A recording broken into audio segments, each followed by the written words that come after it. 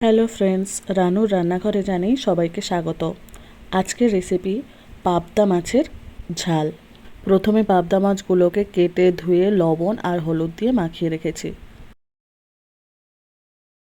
পাবদা মাছের ঝাল বানানোর জন্য আমি এখানে একটা মশলা তৈরি করে নেব। নিয়েছি একটা বড় সাইজের পেঁয়াজ, রসুন কয়েকটা, কাঁচা লঙ্কা আর কয়েকটা কাজু বাদাম। অন্য একটা বাটিতে 2 চামচ সাদা সর্ষে আর 1 চামচ পোস্ত একটু জল দিয়ে ভিজিয়ে রেখেছি। এবারে একটা মিক্সিং জারে পেঁয়াজ, রসুন, কাঁচা লঙ্কা, কাজু বাদাম, ভিজিয়ে রাখা সর্ষে পোস্ত, লবণ দিয়ে ভালো করে একটা স্মুথ পেস্ট তৈরি করে নেব।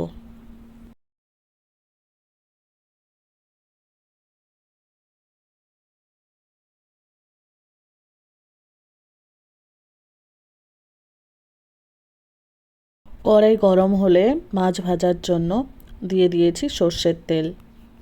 এখানে মাছগুলো একে একে ভেজে তুলে রেখেছি। পাবদা মাছ খুব নরম সফট মাছ, তাই এই মাছ ভাজার জন্য খুব সাবধানে নাড়াচাড়া করতে হবে। এইভাবে একে একে সব মাছগুলো ভেজে তুলে নিয়েছি। ওই মাছ ভাজার কড়াইতে আর একটু তেল দিয়ে পেস্ট করে রাখা মশলাটা দিয়ে দিয়েছি। মশলা খুব ভালো করে কষা হলে অল্প একটু জল দিয়ে দিলাম, যাতে মশলাটা পুড়ে না যায়।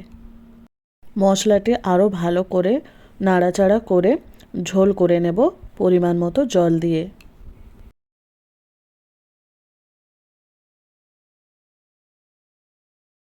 ঢাকা দিয়ে ঝোলটিকে ফুটতে দেব।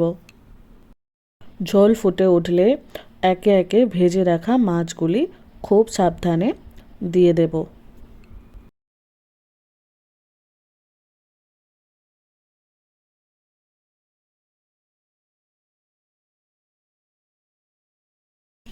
ঢাকা দিয়ে খুব বেশিক্ষণ ফোটাবো না, কারণ পাবদা মাছ ভেঙে যাওয়ার সম্ভাবনা থাকে। আমার এখানে মাছ প্রায় হয়ে এসেছে। ওপর থেকে ছড়িয়ে দিয়েছি ধনেপাতা কুচি।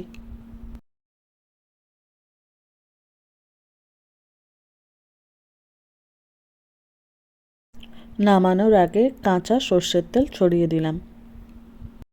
গরম ভাতের সাথে পরিবেশন করুন পাবদা মাছের ঝাল, দারুণ লাগবে। পাবদা মাছ অনেকে অনেক রকমভাবে খেয়েছেন, কিন্তু আমার এই রেসিপিটা একবার ট্রাই করে দেখবেন। ভালো লাগলে লাইক, শেয়ার, কমেন্টে জানাবেন। সাবস্ক্রাইব করে আমার চ্যানেলটির পাশে থাকুন।